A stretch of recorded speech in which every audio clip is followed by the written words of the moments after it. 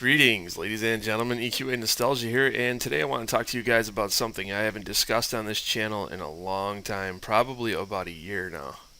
EverQuest Next, and I do want to talk to you guys a little bit about Landmark, just because those two kind of go hand in hand. Now, I'm not going to really discuss Landmark in detail, mostly because I'm just not really interested in it. I was for a while, and then I found out that it's really, really hard to run because it has not been optimized. So I guess I'll lead off with Landmark. Right now, if you go to the Steam website and take a look at the reviews for Landmark, they're overwhelmingly negative. People are not happy with Landmark at all because it's been in beta for a long time. It's just something that I don't even know if you can really call it beta, early access beta, whatever, alpha, beta. I'm not even certain what they're officially calling it, but the game hasn't released. It's still an early access game where you have to pay to get in to play it.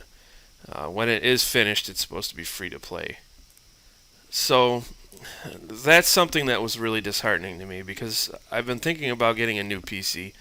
I'm long overdue for it. I've said it several times on this channel that I need to get a new PC, and the time has come. It's something that I absolutely have to do. I said I wasn't going to be playing H-Hour on PC, and I'm still not really feeling it, but I definitely have to get into that. I can't ignore it. I don't know if it's ever going to come to PlayStation 4, so I need to make the leap, at least for H-Hour. There's several other games I'm interested in, but anyways, when I found out that it's really hard to run the game, even with really expensive, top-notch PCs, it was really disheartening to me. And like I said, the reason why it's hard to run is because it hasn't been optimized yet. It's just kind of a mess. Now, I expect once the game does come out and it's been optimized and it's free to play, that the ratings are going to be positive. I don't see why they wouldn't be, because I've seen videos of it. It does look interesting to me. I've kind of been burned out on building things with Minecraft. It's one of those things where I don't know. I did it so much that. Uh, eh. But Landmark does look pretty cool because there's so many different things you can do with Landmark that you couldn't ever possibly do with Minecraft or any other building game for that matter. So I've basically looked at Landmark as a giant beta for EverQuest Next, and that's probably not 100% accurate. But I know that a lot of the things that they're learning on Landmark as developers are probably going to be carried over in EverQuest Next. But the main thing that's happened recently, and everybody already knows this, I did not discuss it on my channel, and it's long overdue, is that Sony Online Entertainment was bought out by Columbus Nova, and they changed their name to Daybreak Games, which is causing a lot of stir within the fan base. People are just panicking right now, and I can't say I blame them. It could go either way, but it doesn't look good. And there's a lot of people saying, well, Daybreak Games bought out Sony Online Entertainment. That's not accurate. Columbus Nova acquired Sony Online Entertainment. And I'd say about a week or two after they did, they started making some cuts. Most notably, they got rid of Dave Georgeson. I still have problems pronouncing his name. And I believe he was the lead for EverQuest Next. And I really liked him just by watching his presentation when they first unveiled EverQuest Next. I thought he had a lot of passion and a lot of charisma, and he seemed to be engaging with the fan base. And he's no longer there, and that caused a lot of people to get just really pissed off. We still don't know why he was let go. I'm gonna guess that he had a different vision than what Columbus Nova thought the game should go into. They just had conflicted thoughts. One of the things that I think probably pissed him off is that they got rid of Storybricks. And Storybricks is a company that SOE was working with to develop the AI, this emergent AI that they've been talking about. One of the biggest selling points for EverQuest Next is the emergent AI, and they're no longer working with them. And I found that out by watching one of the podcasts that they had on their channel for EverQuest Next, and that's really concerning me. They're just assuring everybody. They're saying, well, we've got all the data, and we did a lot of work, and we still have all that stuff, but uh, they've got to do it all in house now. So they can't look to outsource at all with Storybricks anymore. So if they have a problem, they have to do it. They have to solve it all on their own, which is probably not a good thing. I'm thinking that's one of the main reasons why Dave was let go or left. I don't know the details. It could just be a monetary decision. Maybe they're thinking, well, we can't afford to pay all these people. But he was kind of like the lead guy, and he's gone. Several other people were let go, including Bras. I hope I'm saying her name right. She's been part of EverQuest, the original EverQuest, EverQuest 2, I believe both of them. I know Dave was on board with EverQuest 2. He pretty much led that, I think. A lot of the details I'm not 100% positive on, so I apologize for inaccuracies, but at any rate, it's not a good situation when people that kind of had the reins have been let go.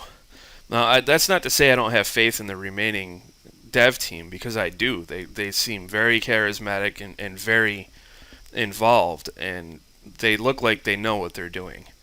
Rosie, she's been designing the art for EverQuest since the beginning. I believe she started with the original EverQuest, so it's nice to know she's still there. She's leading the art team. Domino's still there, and the other guys whose names elude me. They are very important, and I should know their names, but I'm bad with the names. But Terry, I think Terry Michaels was one of them. You guys probably know who they are, but they seem like they know what they're doing. When I've seen the podcast they did, I did notice that they had some looks of frustration, maybe concern on their faces. It's kind of hard to miss that if you're good at reading people just by looking at them, which I happen to be. They definitely seem like they're stressed out or concerned, maybe both. I'm not sure how many developers they have working on the game right now, but making cuts like that, obviously they have less people to work with now. And with a game like EverQuest Next, as ambitious as it is, and everything that they said they were going to do, like 2 years ago when they unveiled the game, it doesn't seem like it's going to be the original vision anymore. People are concerned if it's even going to release at all. They don't know if this is just like a smoke screen and they're just trying to make it look like it's still going ahead. I mean, if you listen to what the developers are saying, everything is still just absolutely fine. There's nothing wrong. But that doesn't make sense. Why did you get acquired if everything is fine? I know they've made some mistakes in the past, Sony Online Entertainment, and I've had my ups and downs with them, but I don't want to see them go away. I don't, because mostly EverQuest, the EverQuest franchise, I don't want to see that sold off to like Perfect World Entertainment or some shit like that. I don't want to see it just cease to be and get swept under the rug. I don't want to see that. There's so many games that they've made that I enjoy. I've had problems with them, not problems, but I've had gripes. Most notably shutting down EverQuest Online Adventures, which from a business standpoint was probably the right thing to do. It was on PlayStation 2 and wasn't making a whole hell of a lot of money. But yeah, a lot of people are upset with them from Star Wars Galaxies and several other things that they just messed up and mismanaged. But, I don't know, man. It's one of those love-hate relationships, but I don't want to see them go under. And a lot of people have been saying, this particular investment firm, they'll come in and they'll build up a company and try to get as much out of it as they can and then sell it. When, buy low, sell high kind of thing. So if that happens, what's the future of Daybreak Games if they're just they're being acquired and then sold off to the highest bidder? That's not good.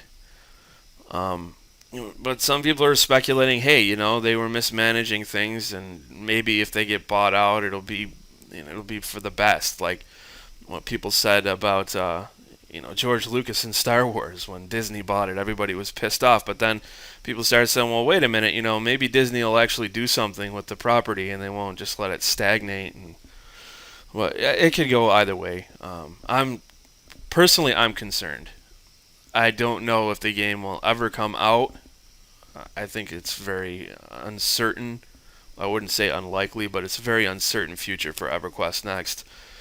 And even if it does come out, I think it's unlikely it's going to be the vision that Dave Georgeson was talking about when he discussed the game when it was first unveiled. I don't think it's going to be as awesome as they made it out to be, for obvious reasons, cutbacks and things. I don't know. It's just not a good situation in my opinion. But I'm trying to be optimistic, and I get really frustrated when I go on to Reddit and other places, and I start reading forums or threads on Reddit, and the negativity is just palpable. I mean, it's insane. Every thread is just doom and the sky is falling and yada yada yada yada yada, and everybody is so negative. I don't like to see that because the developers, they do read a lot of the stuff on forums and on Reddit and the official EverQuest Next subreddit. They read that, and that's not good for morale. So that can't be a good thing.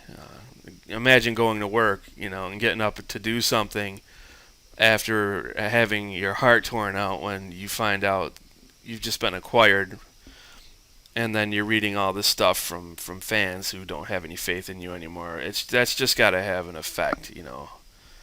But I don't know. I don't blame people for saying the things they say, but I wish that the negativity would be toned down a few notches. People have stated that they don't think an investment firm would buy Sony Online Entertainment and just tear everything down, because that doesn't make sense. It obviously doesn't make sense, but their main goal now is to just maximize profits above anything else. They're not thinking about preserving the namesake of EverQuest or anything like that. If H1Z1 is the main moneymaker, they're going to stick with that and everything else be damned. So that's where my main concern lies. They're just thinking in terms of dollars. They're not thinking about anything else, like the fan base or the legacy of EverQuest, which was obviously something that Sony was thinking about. I don't think they preserved it as well as they could have, but I don't have any more faith. In fact, I have less faith in an investment firm to carry that torch. I just don't see how that's going to be good. And that raises concerns in itself for the original EverQuest and EverQuest 2. Now, how long are those going to continue to be around? I mean, I don't know how much money they bring in for either one of those games, but if at some point they're not making enough money, they'll just sever that right away. They'll just kill it, And some people, they'll just say, oh well, whatever, we'll just play on a private server. But expansions have kind of been rolling out for the original EverQuest for, what is it, like 14, 16 years? I think it's been like 16 years now of expansions for the original EverQuest. I really don't want to see that stop. If anything, I want to see EverQuest continue to grow. I would like to see optional new graphics, to possibly pull people into the original EverQuest. I would like to see more EverQuest games coming out. Maybe a classic style EverQuest, something that feels like the old school EverQuest games, but looks a whole lot better. Adds new flavor to it. Stuff like that. Maybe we'll start to see that with an investment firm. Maybe they'll say, well, EverQuest is, it's a solid namesake. Maybe we can build off of that, but I don't know. There's a million different ways this can go. And most of them are bad, in my opinion. Most of them are bad.